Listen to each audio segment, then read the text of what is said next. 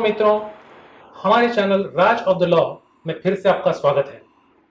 आज हमारे show decorated cops में एक बहुत ही खास मेहमान हैं और उनका नाम है श्री रमेश महाले। श्री रमेश महाले साहब को कोई परिचय के मोहताज नहीं है, फिर भी जिन दर्शकों को इनके बारे में पता नहीं, तो हम बताना चाहेंगे कि महाले साहब एक हाईली डेकोरेटेड ऑफिसर हैं और अनेक रिवॉर्ड्स, अवार्ड्स, एप्रिसिएशन से सम्मानित किए गए हैं। ये महाराष्ट्र पुलिस ही नहीं बल्कि सारे भारत के पुलिस सर्कल में वे अपनी इन्वेस्टिगेशन स्किल्स और लीगल नॉलेज की वजह से जाने जाते हैं। महाराष्ट्र पुलिस फोर्स में इन्हें मोस्ट जूनियर पुलिसमैन से लेकर मोस्ट सीनियर पुलिस ऑफिसर जानते हैं। सिर्फ पुलिस ही नहीं बल्कि जुडिशियरी, गवर्नमेंट और मीडिया इंडस्ट्री में भी उनका उतना ही रिस्पेक्ट है। एक हाई प्रोफाइल इन्वेस्टिगेशन की वजह से पड़ोसी मुल्क में इनका नाम आदर से लिया जाता है। उसका जिक्र हम इस इंटरव्यू के अगले हिस्से में करने वाले हैं। महाले साहब ने कई हाई प्रोफाइल केसेस, सेंसिटिव और कॉम्प्लेक्स केसेस का इन्वेस्टिगेशन किया और ना ही इस केसेस को सफलतापूर्वक सुलझाया है बल्कि कोर्ट्स में ट्रायल भी सक्सेसफुली चलाकर मुजरिमों के खिलाफ कन्विक्शन पाया है। मैं बहुत खुशकिस्मत हूं कि सर के साथ मुझे अपने पुलिस करियर में 2 बार काम करने का अवसर मिला। एक बार पुलिस स्टेशन में और दूसरी बार मुंबई एंटी करप्शन ब्यूरो में। मैं आपको बताना चाहूंगा कि महाले साहब के साथ ये पहला और आखिरी इंटरव्यू हो नहीं सकता।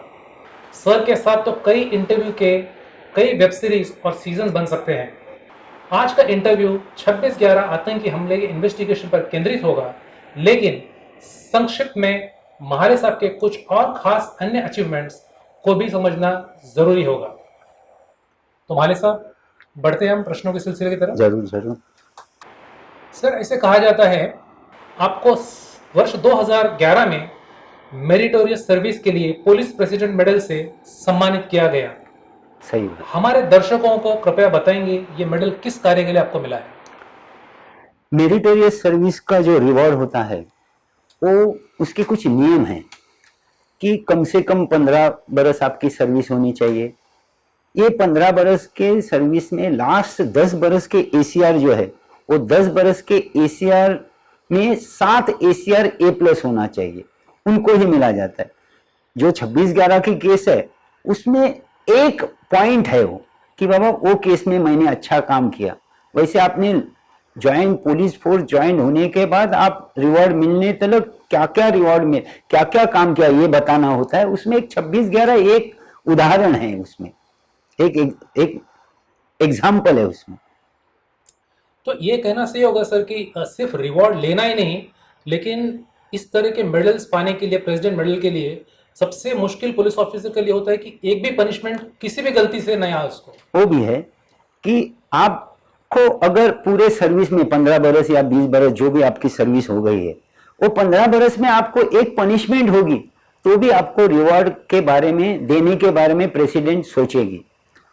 कोई थोड़े से उदाहरण है कि उसको छोटा पनिशमेंट है तो भी मिल सकता है, लेकिन मेरे वरिष्ठों ने, जो मैं 30 बरस सर्विस किया, जबकि 2011 में मेरे को जब रिवॉर्ड मिला ये, तभी मेरी सर्विस हो गई थी 28 बरस। तो 28 बरस में मुझे एक भी पनिशमेंट नहीं थी। ये भी बात सोचने वाली है। तो ये बहुत ही काबिल तारीफ है, बहुत कम होता है ऐसे। सर, एक आश्चर्य की बात यह भी है कि आपके करियर में आपको लगभग 700 अवार्ड और रिवॉर्ड्स मिले हैं। इसमें एक Maharashtra director general of police, मतलब डीजीपी इंसिग्निया कहा जाता है उसको, वो भी शामिल है। इतने सारे रिवॉर्ड्स, ये rarest of the rare I can say achievement हो सकती है। बहुत कम पुलिस ऑफिसर से महाराष्ट्र में या भारत में इतने रिवॉर्ड्स उनको मिलते हैं। क्या आप संक्षिप्त में रिवॉर्ड किन कार्यों के लिए दिए गए बताएंगे? जब भी आपने मेरा इंट्रोडक्शन करके दिया तभी आपने बोला कि बहुत हार्ड केसेस है, जो गुत्थियां है उसको सुलझाने के लिए भी रिवॉर्ड दिया जाता है। अभी जेडे मर्डर केस है, 26/11 है, भगत मर्डर केस है, ऐसे बहुत से केसेस है। हर एक केस में अगर मैं अच्छा काम करूं या कोर्ट में से मैं कन्विक्शन लाऊं तो एक रिवॉर्ड दिया जाता है। ऐसे 688 रिवॉर्ड्स मुझे मिले हैं।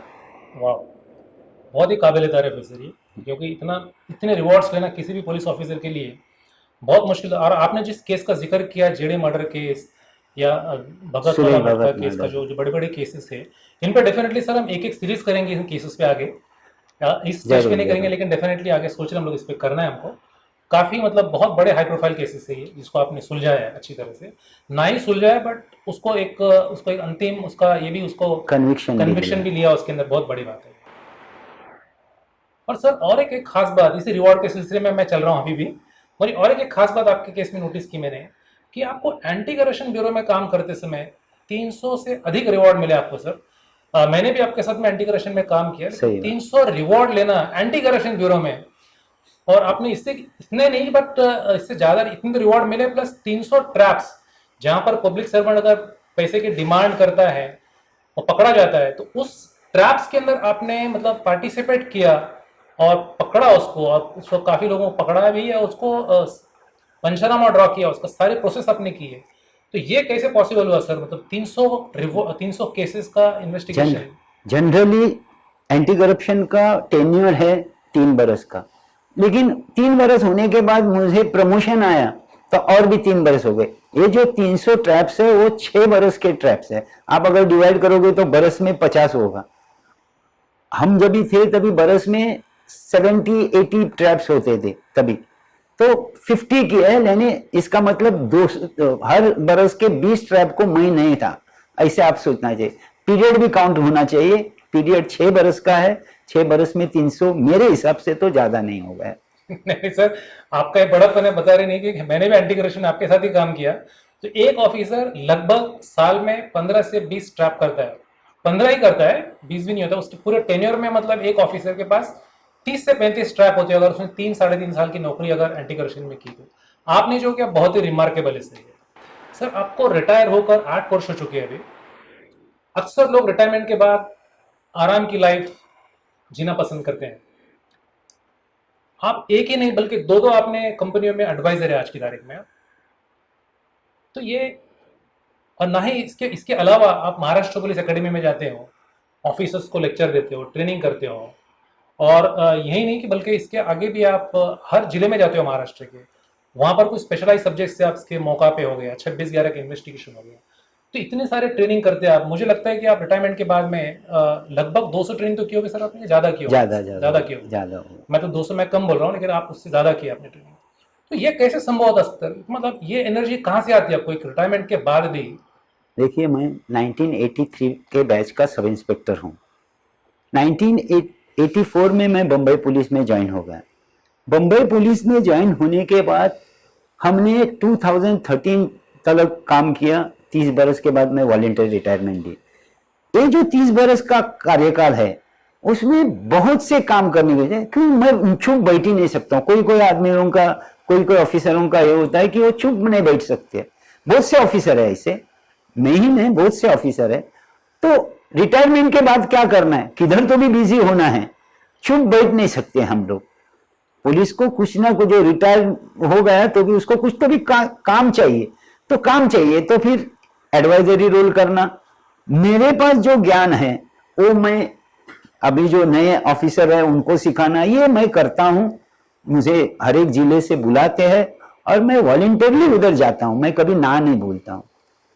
सर ये बहुत बड़ी बात है, क्योंकि रिटायरमेंट के बाद में इतनी ऊर्जा, इतनी शक्ति आना, कोई अगर रिटायरमेंट के बाद अगर है किसी के पास में, तो बहुत बड़ी बात है।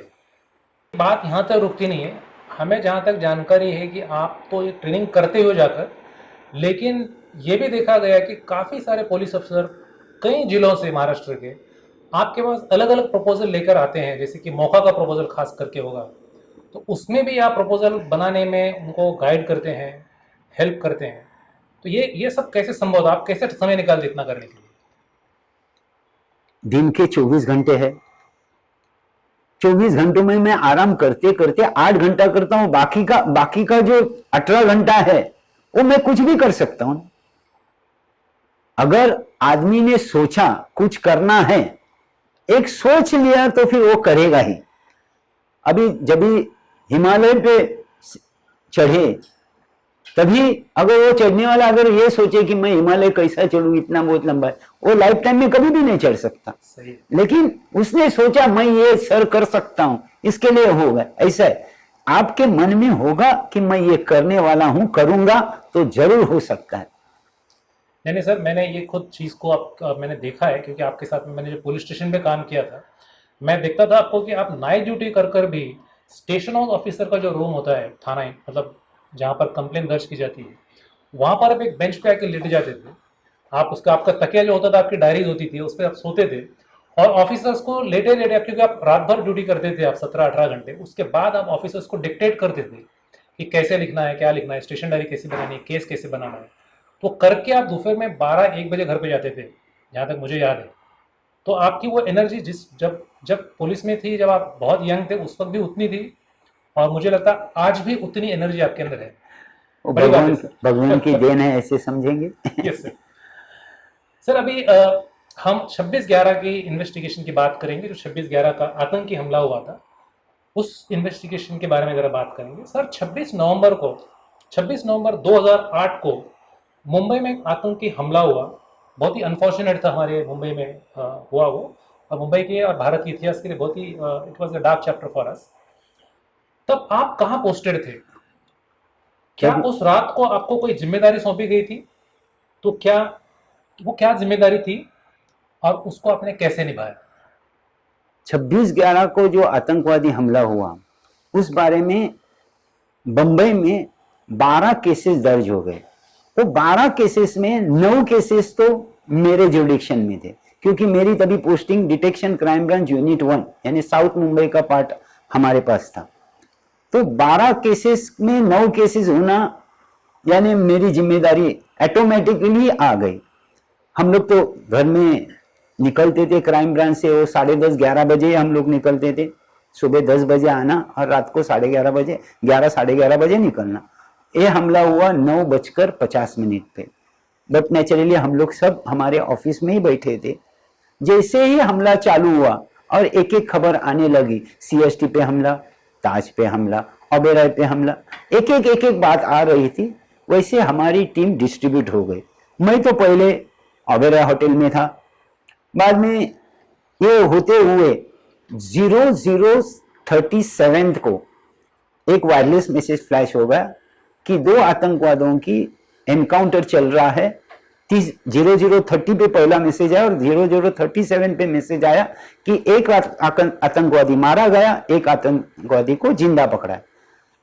हमारे बॉस थे तभी राकेश मारिया साहब, तुरंत उन्होंने कहा कि वो एक्यूज को बॉम्बे सेंट्रल के नायर हॉस्पिटल में एडमिट किया है, महाले तुम तुरंत उधर जाना। मैं उधर गया, उसको देखते ही मैं समझा कि ये बहुत शाकिर एक्यूज है, क्योंकि वो पहले 1 घंटे में बहुत गलत उल्टे सुल्टी बात कर रहा था, मीन्स झूठी बात कर रहा था, लेकिन 1 घंटे के बाद उसने पूरा कहना चालू किया और वो क्या बता रहा, क्या कर रहा है, तभी मैं सोच लिया कि ये बहुत शाकिर है और इसको हैंडल कैसा करना, ये तभी से ही मैं प्लानिंग कर दी थी। ओके सर, इस इन्वेस्टिगेशन के अंदर आपको मतलब बेसिकली 12 इन्वेस्टिगेशन थे, इसके लिए आपको एक चीफ इन्वेस्टिगेशन ऑफिसर करके नियुक्त किया गया आपको। उस वक्त आपको कैसे लगा, मतलब इतनी बड़ी जिम्मेदारी? देखिए 93 ब्लास्ट जो हुआ उस इन्वेस्टिगेशन में भी मैं था। साउथ मुंबई में हुआ, किसको तो भी इन्वेस्टिगेशन करना है, मेरे बड़े ऑफिसर मारे गए, हेमंत करकरे साहब, एडिशनल सीपी साहब मारे गए, विजय सावस्कर मेरे बैचमेट थे, कांस्टेबल मारे गए, तो किसी ने तो भी इन्वेस्टिगेशन तो करना ही है।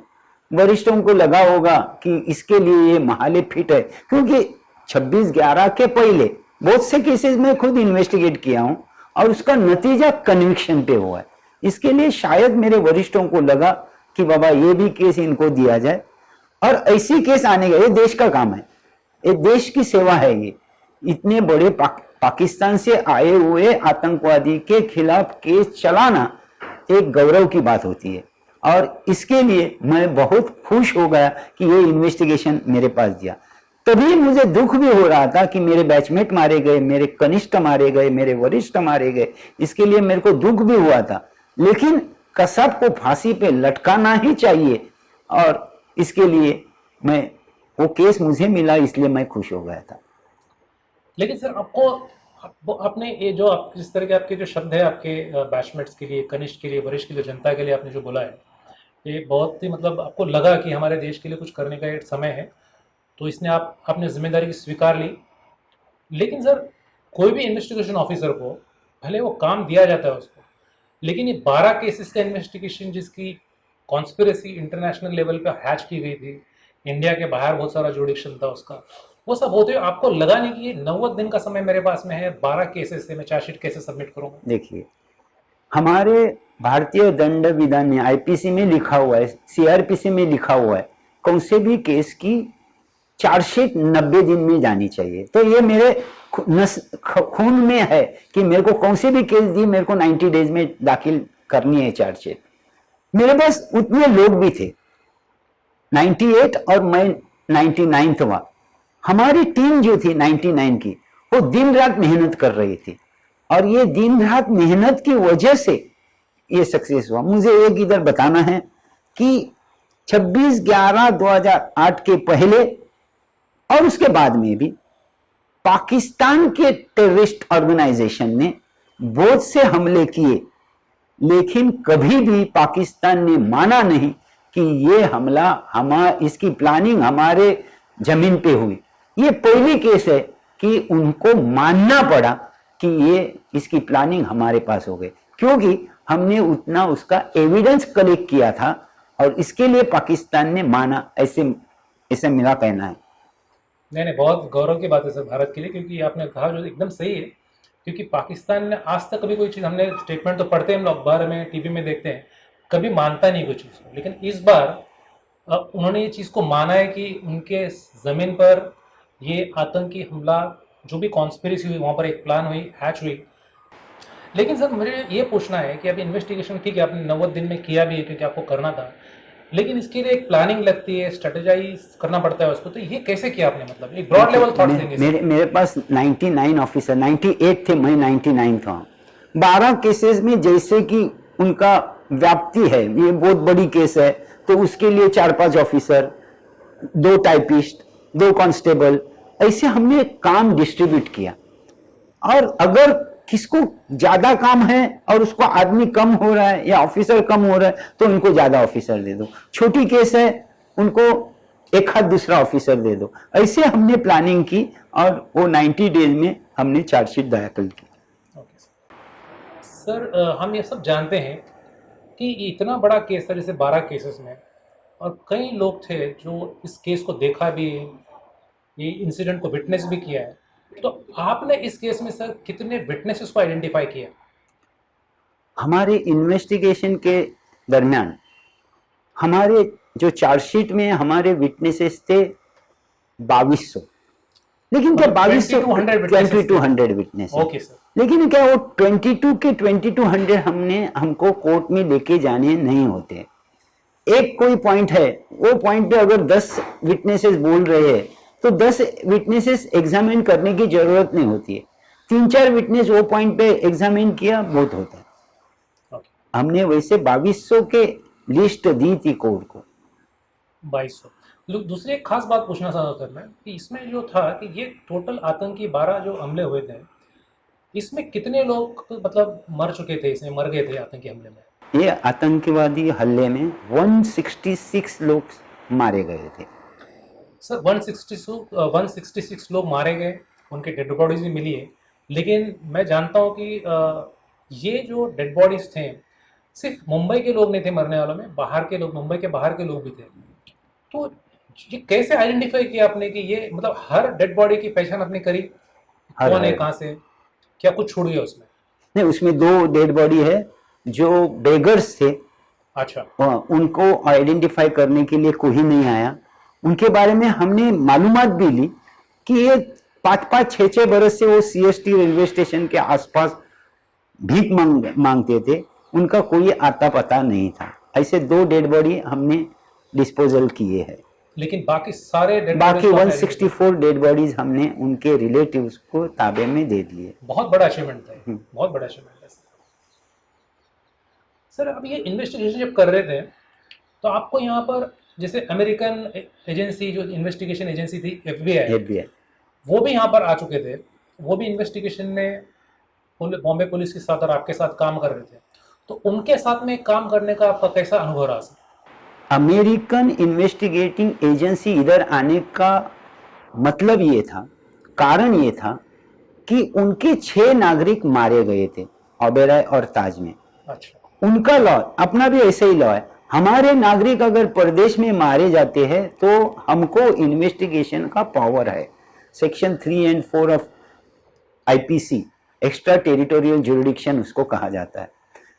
उनके 6 मारे जाने के वजह से FBI इन्वॉल्व हो गए। अच्छा, उनके साथ जो ऑफिसर थे वो 2 ऑफिसर गुजरात के थे, उनको हिंदी भी आता था, अंग्रेजी भी, हमारी जो अंग्रेजी है इंडियन अंग्रेजी वो भी आता था, तो उनके साथ काम करना बहुत इजी हो गया, आसान हो गया। आसान हो गया। ओके सर, ये हमले के बाद में मीडिया में एक बात काफी उछली थी कि 10 पाकिस्तानी टेररिस्ट ने मुंबई में बिना किसी लॉजिस्टिक सपोर्ट के इतना बड़ा ऑपरेशन को अंजाम दिया और ये चीज नामुमकिन थी। क्या आपके इन्वेस्टिगेशन के दौरान ऐसी कोई बात नजर में आपकी आई कि 10 के अलावा भी कोई और लोग थे पहली बात कि हमले में? अलावा हमले में 10 ही लोग थे, ये कंफर्म? आपका कहना है that we have proved beyond reasonable doubt. Supreme court ने भी माना है कि इसमें 10 ही आतंकवादी थे। अच्छा, अब आप बोलेंगे कि वो कभी बंबई में आए नहीं तो बराबर कैसे आए? ये 1980 की बात होती तो आपको डाउट आना सही था।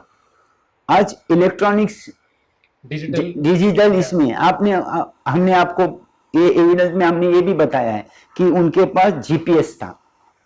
हम अमेरिका से वो GPS किधर से कैसा आया वो भी हमने एविडेंस में लाया है कि अगर आप GPS यूज करते हो तो आप किधर होते हुए लॉन्जिट्यूड और लैटिट्यूड के हिसाब से किधर होते हुए उन्हें चेक किया, वो भी एविडेंस हमने कोर्ट में सामने पेश किया। उसके वजह से हम बोल रहे हैं कि ये पाकिस्तान से आए हुए हैं और बधवार पार्क को उतरने के बाद वो कैसे गए उनका भी वो GPS में हमको रिकॉर्ड मिला है और वो हमने कोर्ट में पेश किया। तो इसके लिए कोई उधर आने की जरूरत नहीं है। जिसको इलेक्ट्रॉनिक्स का कुछ मालूम नहीं है वही बता सकता है कि ये कैसे आए कैसे गए, उनको ये शंका आ सकती है।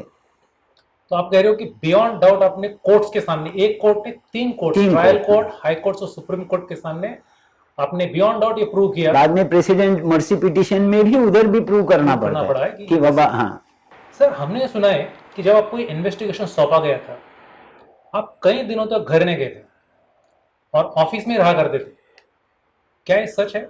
बात सही है। 26/11 के बाद पहली बार मैं घर में गया वो था दिन 1 दिसंबर। ओके, वो 4 दिन घर में जाने का सवाल ही नहीं पैदा होता कि इतने डेड बॉडीज थी, इतने इंजर्ड थे, इतना सब एविडेंस इकट्ठा करना था। और लास्ट के 5 दिन जब भी हमने 25 फरवरी 2009 को चार्जशीट दिया, आपने जब जिक्र किया कि 90 डेज में चार्जशीट डालनी है, तो लास्ट के 5 दिन भी हम जा नहीं पाए घर में, वो चार्जशीट की ही हम तैयारी कर रहे थे। ओके सर, लगभग कितना घंटा काम करते थे आप हर दिन ऑफिस में? सुबह हमारे पूरी टीम 99 लोगों की टीम सुबह 8 बजे आती थी और रात को 2 बजे घर में जाती थी। ये 90 दिन का ये कार्यकाल है। No sick report, no CL, casual leave नहीं, अर्न लीव नहीं, कंसेशन नहीं, वीकली ऑफ नहीं। ये 90 दिन में सभी लोगों ने ये काम किया हुआ है। तो आप कह रहे हो कि लगभग एक ऑफिसर का घर जाता है रात में 2 बजे के बाद और सवेरे 8 बजे आता है, तो 6 घंटे के दौरान शायद हार्डली 4 घंटे रोज सोता था। हाँ, आते आते ट्रेन से आएंगे या गाड़ी से आएंगे तभी सोते आएंगे। दोपहर को समझो जरा एक झपकी लगी वो भी लेता होगा। सर, दूसरी बात ये जाननी है सर, हमारे दर्शकों को बताइए आप, जैसे कि हमने सुना है अजमल कसाब एक हार्डकोर टेररिस्ट था और अटैक करने की training Pakistan spy agency ISI ने दी थी। ये हमने जो अखबार में पढ़ा था उसके मुताबिक कह रहे हम लोग। ऐसे हार्डकोर टेररिस्ट की इंक्वायरी करने करके आपने सारे पाकिस्तान की कॉन्स्पिरेसी, कुछ और फॉरेन नेशनल की कॉन्स्पिरेसी का इन्वॉल्वमेंट, इसका कैसे पर्दाफाश किया आपने? वो एक इंट्रोगेशन का टैक्ट है कि ये आदमी उसको पहले तोड़ना है नहीं, मार के नहीं। वो हमको जो अगर कुछ बताता है तो उस ये इंफॉर्मेशन हमारे पास है, और भी ज्यादा इंफॉर्मेशन हमारे पास है, वो उसको जताना पड़ेगा। ये जताने के बाद में ही वो बोल पाएगा। वो 50 बात बताएगा, हमारे पास 60% बात हमारे पास रेडी चाहिए, और ये बात उसको जब भी ध्यान में आएगी तभी वो छुपाएगा नहीं कुछ भी। और ऐसे ही, और मेरे कस्टडी में तो 82 डेज था। 82 डेज कसब आपके कस्टडी में था? मेरे कस्टडी में था। उसको एक भी झूठा बोलने के लिए उसको 50 झूठा बोलना पड़ेगा, और वापिस अगर वो 50वें झूठ में वो फर्स्ट जो झूठ बोला है वो सामने आने वाला ही है। इसी तरह से हम लोग ने इंक्वायरी की थी। तो सर ये तो बहुत बड़ा मतलब एक प्रश्न हो सकता है, उसमें काफी सारा लंबा एक इंट्रोगेशन का एक पार्ट हो सकता है, लेकिन अगर मैं आपको एक ही अगर मिनट में अगर कहने के लिए रिक्वेस्ट करूं कि इसमें ऐसी कौन सी खास बात थी कि जो आपको इन्वेस्टिगेशन में आपके मिली नहीं, लेकिन कसाब के वजह से आपने जब इंट्रोगेशन, उसको टैक्टफुल इंट्रोगेशन किया आपने, तो वो चीज़ सामने आई, फिर उसको इन्वेस्टिगेशन में फिर से आपने डेवलप किया? बहुत सारी बातें हैं। उसने ट्रेनिंग किधर की, कैसे की, वो भी बात है। जीपीएस उसको कैसे सिखाया गया, वो भी बात है। इसके पीछे एक इंडियन था, अबू जिंदाल, जिसके साथ अगेंस्ट उसकी ट्रायल चालू है, वो भी उसने बताया अबू जिंदाल है। ये बहुत सी बातें हैं। पूरे हमारे पास जो बम्बई में आने के बाद जो था उसका मटेरियल हमारे पास था। अच्छा। क्योंकि सीसीटीवी बोलो, आदमियों का स्टेटमेंट्स बोलो, ये हमारे पास है। जो उधर का इन्वेस्टिगेशन है, क्यों अगर वो फायरिंग करता है तो फायरिंग की ट्रेनिंग किधर दी, वो हैंड ग्रेनेड फेंकता है, उसकी ट्रेनिंग उसने किधर ली, वो 3 दिन से पाकिस्तान से, कराची से वो इधर आने को उसको 3 दिन लगे, तो फिर वो जहाज पे समुंदर से चल रहा है तो उसकी ट्रेनिंग किधर। ऐसे एक एक सवाल हमने रखे थे और उसने सच जवाब दिए, क्योंकि उसके बाद में पाकिस्तान ने भी माना कि ये हमारा आदमी है। सर आपने 90 दिन में चार्जशीट आपने फाइल की है कोर्ट में, तो सर ये चार्जशीट कितने पन्नों की बनी? पहली जो चार्जशीट दाखिल की 90वें दिन में, यानी 25 फरवरी 2009 को, वो चार्जशीट थी 11,350 पन्ने की। ओके। हमारा इन्वेस्टिगेशन आगे भी चालू था। उसके बाद में 1 महीने के अंदर वापस 1,500 पन्ने की एक सप्लीमेंट्री चार्जशीट हमने दायर की। अच्छा, तो मतलब टोटल कुल कितनी चार्जशीट गई होगी इस केस में? इसमें टोटल 5 चार्जशीट गए। 5 चार्जशीट? 5 चार्जशीट। 3rd चार्जशीट गई वो अबू जिंदाल के खिलाफ गई। 4th चार्जशीट वो डेविड कोलमन हेडली के खिलाफ गई, और बाद में एक 5th चार्जशीट जो वांटेड थे, बाद में जो इंक्वायरी में आए, उसके लिए 5वीं चार्जशीट दायर की है। अच्छा सर, आप हमारे दर्शकों को बताएंगे कि कसाब को लेकर मीडिया में कई कहानियां, मतलब हम लोग पढ़ते थे, हम भी कई कहानियां सुनाई गई मीडिया के द्वारा। एक अजमल कसाब तो आतंकी था ही, लेकिन आतंकी बनने से पहले एक वो रॉबर था। किसी ने कहा कि वो एक अनपढ़ था, किसी ने कहा कि वो पढ़ा लिखा था, फिर किसी ने कहा कि वो अंग्रेजी भी बोलता था। तो इसमें क्या सच है सर? मतलब वो अजमल कसाब ये 4th कक्षा तक पढ़ा हुआ था। वो एक होटल में काम करता था। होटल में काम करते करते उसका जो उसके साथ वाला काम करने वाला था, वो दोनों ने सोचा कि हम रॉबरी करेंगे तो पैसा हमको मिलेगा ज्यादा। वो रॉबरी किया नहीं था, वो करने की सोच रहा था, और ये रॉबरी करने के लिए उनको रिवॉल्वर या आर्म्स एंड एम्यूनेशन चाहिए। वो आर्म्स एंड एम्यूनेशन हमको लश्कर तैयबा के कैंप में मिलेंगे, वो हम चुरा के लेके आएंगे बाहर और बाद में रॉबरी करेंगे। ऐसी उन्होंने प्लानिंग की थी।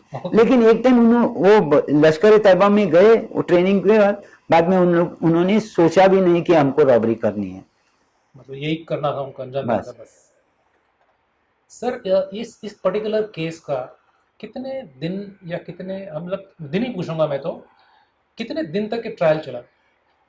इसकी रिजल्ट जो है ट्रायल का, मीन्स ट्रायल कोर्ट में रिजल्ट 4 मई 2010 में दिया गया कि कसाब ये के ऊपर के आरोप साबित हुए हैं।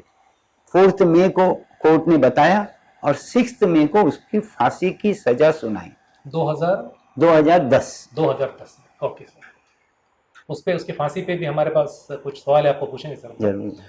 लेकिन सर मैं आपसे एक बार जिक्र कर रहा था इस केस के, आपने बहुत एक लड़की की तारीफ की थी इस पर्टिकुलर केस के अंदर, और बहुत ही मतलब इस केस का मतलब मैं कहूँगा कि जब भी मुझे बोलते हो आप तो मेरे मतलब आंख पर मतलब एक वो बोलते हैं ना कि मतलब गूज बम पे आंख पे कांटे आ जाते हैं।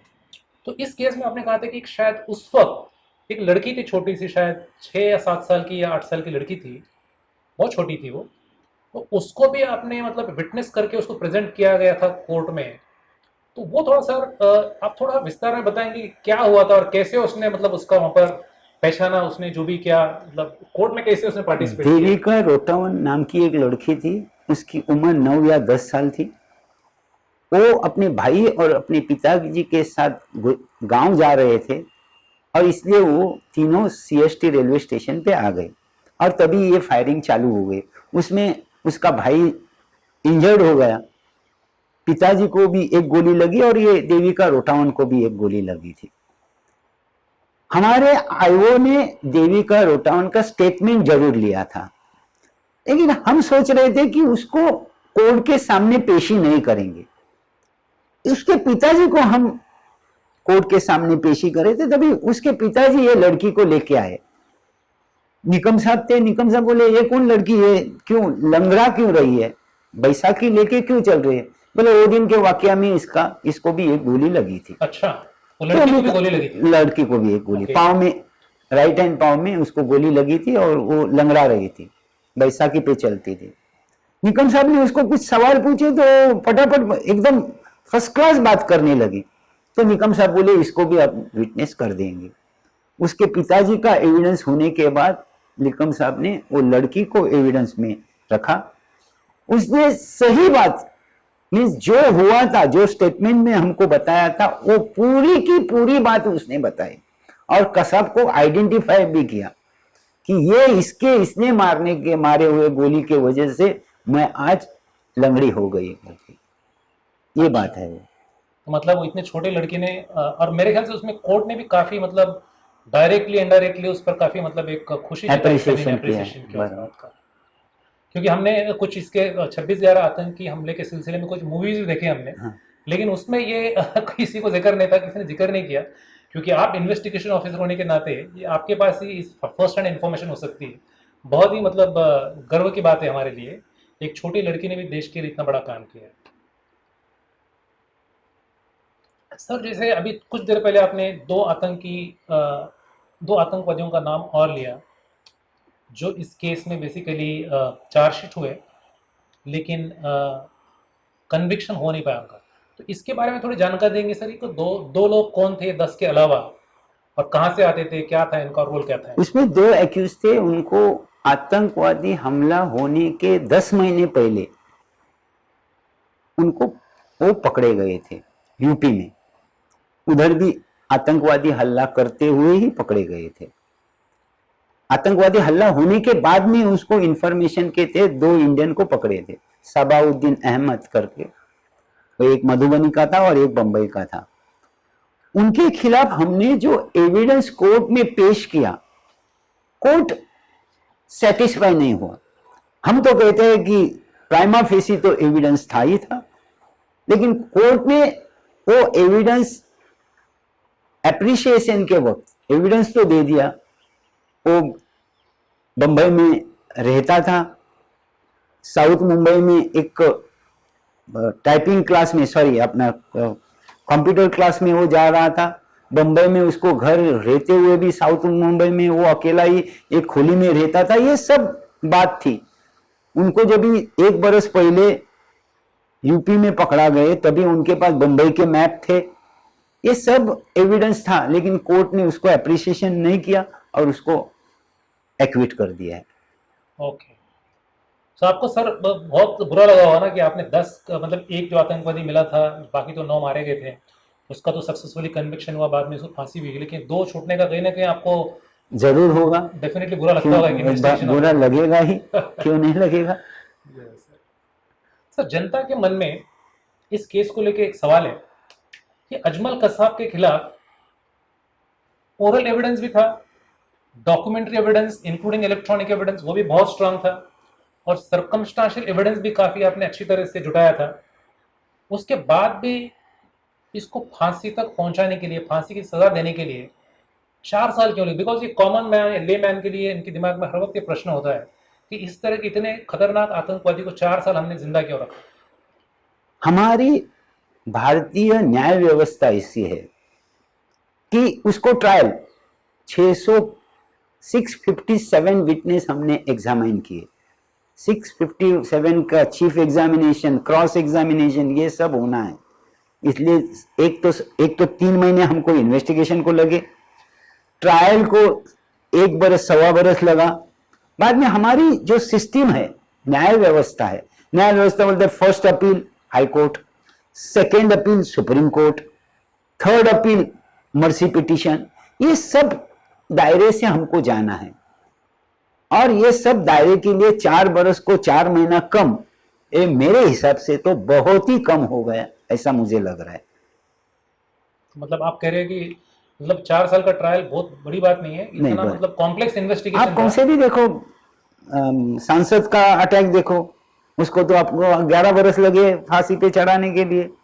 हमारा 4 बरस, यानी हमें केस भी बहुत बड़ी थी। आप 93 ब्लास्ट देखो, उसको तो बहुत बरस लगे।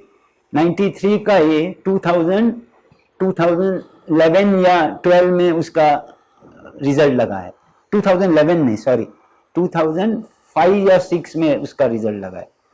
इतना टाइम लगेगा, हमारी न्याय व्यवस्था ही ऐसी है।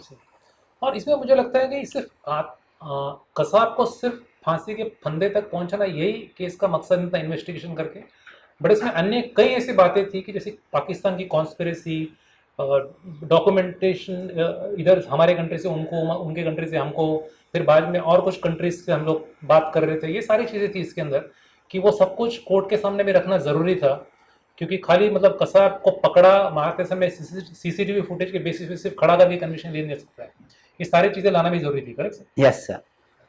कि इसलिए मैं बोला ना कि पाकिस्तान ने पहली बार एक्सेप्ट कर लिया कि ये हमारा नागरिक है और इसकी कॉन्स्पिरेसी, उसके लिए तो हमको इतने बड़े एविडेंस इकट्ठा करने और पाकिस्तान के सामने रख के पाकिस्तान को मना करना है, पाकिस्तान को जताना है कि बाबा ये तुम्हारे आरोप है, और उन्होंने एक्सेप्ट भी कर लिया।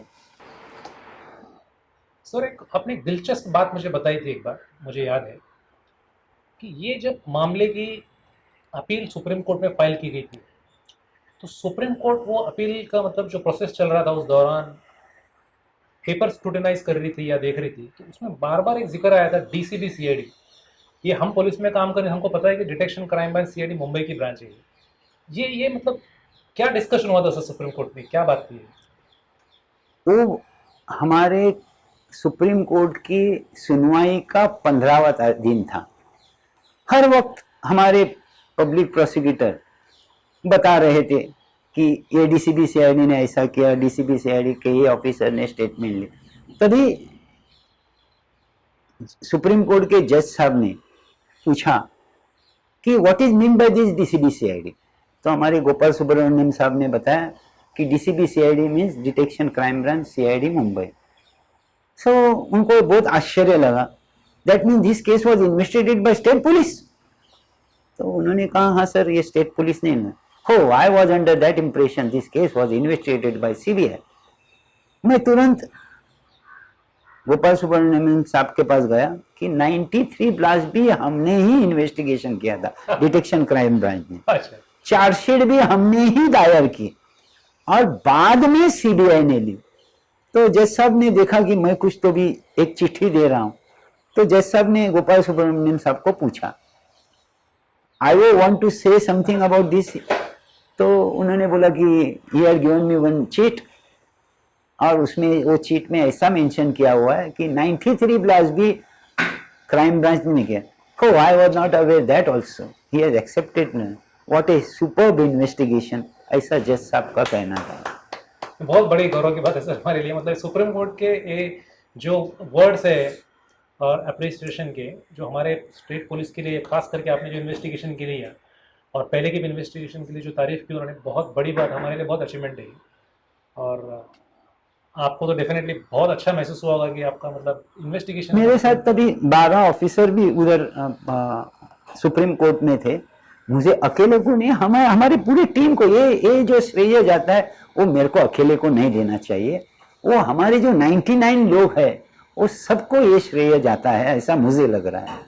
सब लोग ने मेहनत की है और उसका ये फलित रूप में ये हमको रिजल्ट मिला है। बड़ी बात है सर। एक थोड़ा सा ब्रॉड लेवल क्वेश्चन पूछता हूँ मैं कि कसाब आपके कस्टडी में 82 डेज 82 दिन आपके पास कस्टडी में था, वो ऐसे एक या कोई दो वाकई ऐसे ध्यान में आते हैं आपको कि बहुत इंटरेस्टिंग चीज हुई होगी इंट्रोगेशन के समय? क्या है कि कसाब को पाकिस्तान के हैंडलर्स ने ये बताया था कि तुम मरने के बाद तुम्हारे शरीर को सुगंध आ जाएगी, खुशबू बहुत अच्छी आएगी, तुम जन्नत में जाओगे, जन्नत में परियां तुम्हारी सेवा करेंगी। ये ऐसा कुछ ना कुछ उसको बताया था। और वो कस्टडी में हमारे था, तभी कुछ ईद थी और हमारे क्राइम ब्रांच के ऑफिस के जरा नजदीक मेट्रो सिनेमा है, उधर एक मस्जिद है।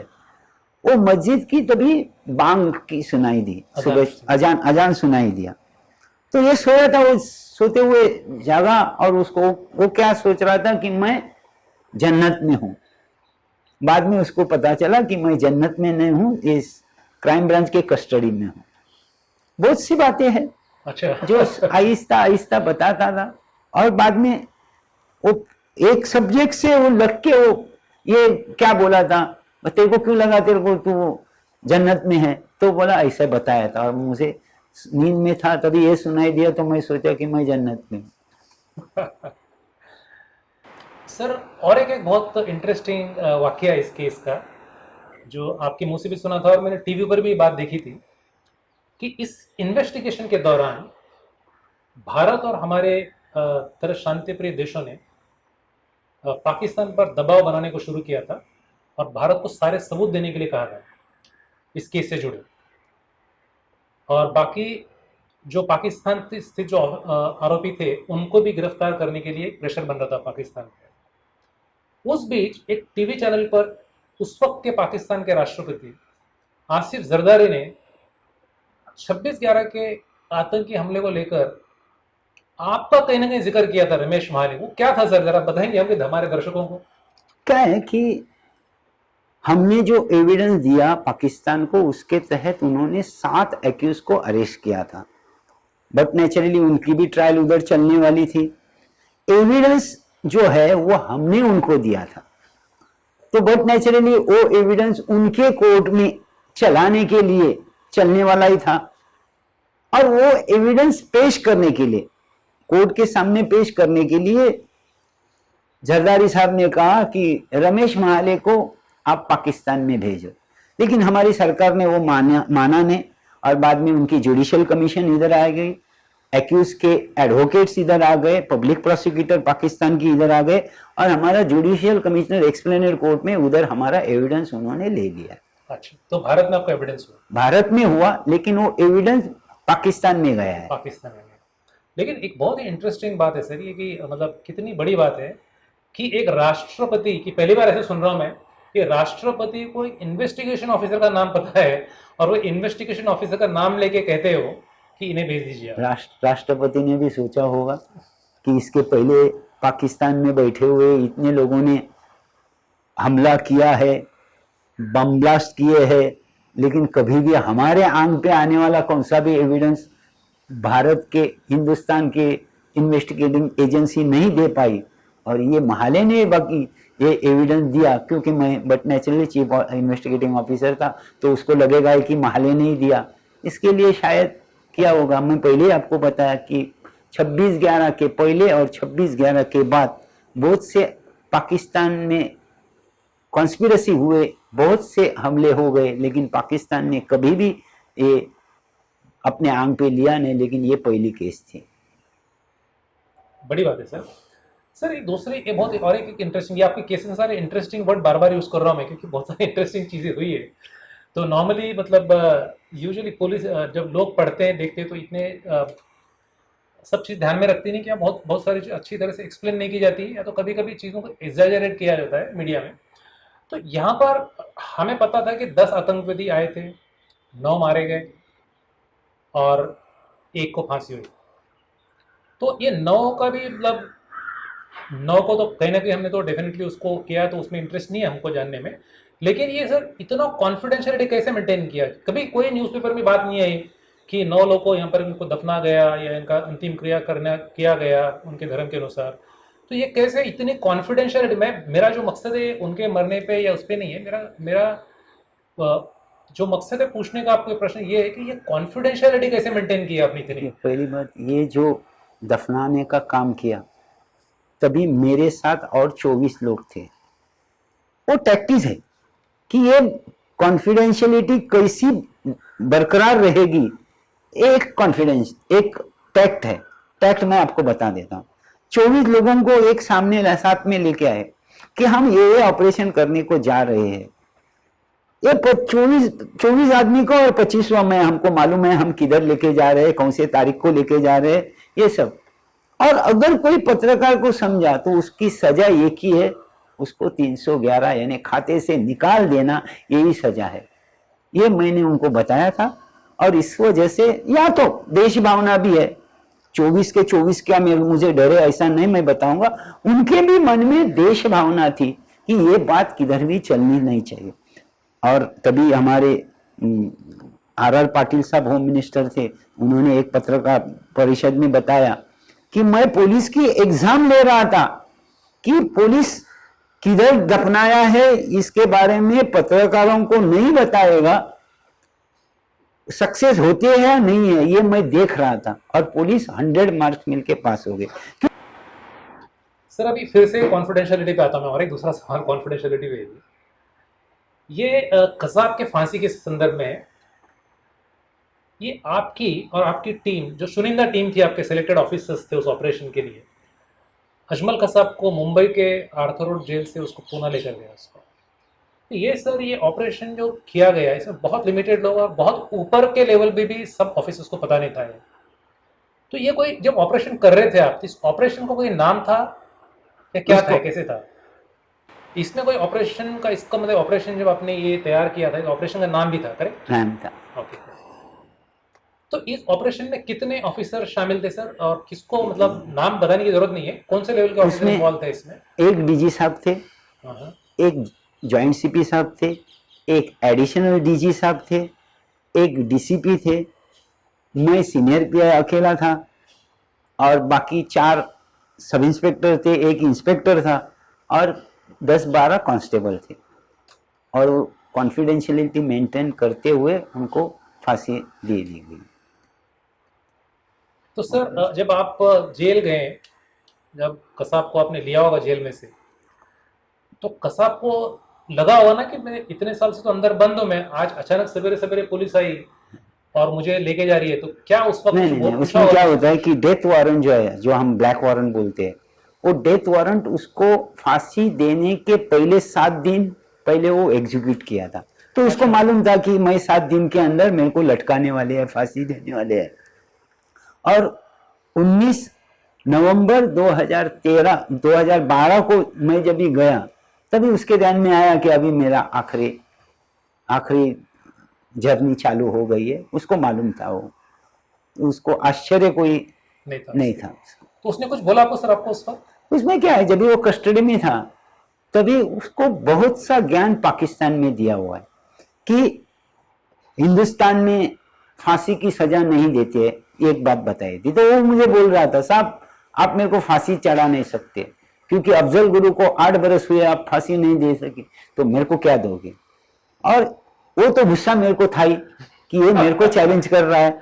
तो मैं ये बात पे उसको पूछा, क्या कसाब पहचाना क्या? हाँ साहब बोला, महाले साहब।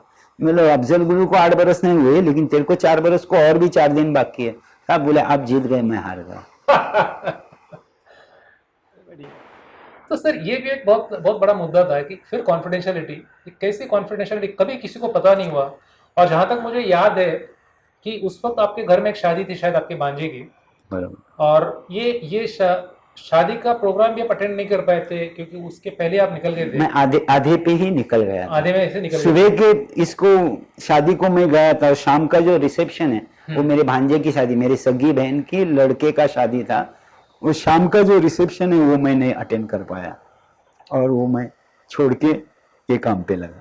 तो ये भी बात सर, जब तक कसाब को फांसी हुई नहीं तब तक किसी को पता नहीं था। नहीं था। तो अब आपके जब जब निकले हैं तो आपको नेचुरली, आप लड़के के मामा हैं, घर वाले की सिस्टर है, सब है, सबने तो पूछा होगा ना कि आपको तो बता के जाना पड़ेगा कि जा रहा हूं मैं। नहीं, तो मेरे को उनको मालूम है क्योंकि मेरी तब तक 29 साल सर्विस हो गई थी। पुलिस को कौन सा भी काम कभी भी आता है और उनको कभी भी जाना पड़ता है। कौन सा काम वो बाद में समझा, लेकिन काम था, मेरे को काम है, कॉल आया है, मेरे को जाना है। ये इमरजेंसी सर्विस में ऐसे ही होता है सब। तो उनको मालूम था कि बाबा ये गया है काम के लिए, लेकिन 19 तारीख को गया और 21 तारीख को उनके ध्यान में आया कि उसको फांसी देने के बाद कि रमेश गया है, ये कॉन्फिडेंशियल काम था, इसके लिए गया है। तो तब तक घर वालों को भी पता नहीं, घर वालों को भी नहीं पता ये ऑपरेशन में इन्वॉल्व है। नहीं, मालूम नहीं फांसी था। लगने के बाद में मेरे दोस्तों ने अंदाज मेरे लगाया। बीवी को फोन किया, बोला रमेश किधर है, तो बोला 2 दिन से घर में नहीं आया है। तो बोला कसाब को क्या बात है, कांग्रेचुलेशन, क्या बात है, तो कसाब को फांसी हो गई। तभी मेरे बीवी को समझा कि ये 2 दिन लापता है, वो इसके वजह से ही लापता है। बढ़िया सर। सर एक आखिरी सवाल, आपने 26/11 पर, मतलब कई लोगों ने किताबें लिखी है, पिक्चर बनी है, वेब सीरीज बनी है, आपने एक मराठी में किताब लिखी है सर। तो उस किताब का सर आपने कितने कॉपीज मतलब लोगों ने खरीदी होगी आपके अंदाजे से? जनरली मराठी किताब को मार्केट में बेचा नहीं जाता है ज्यादा।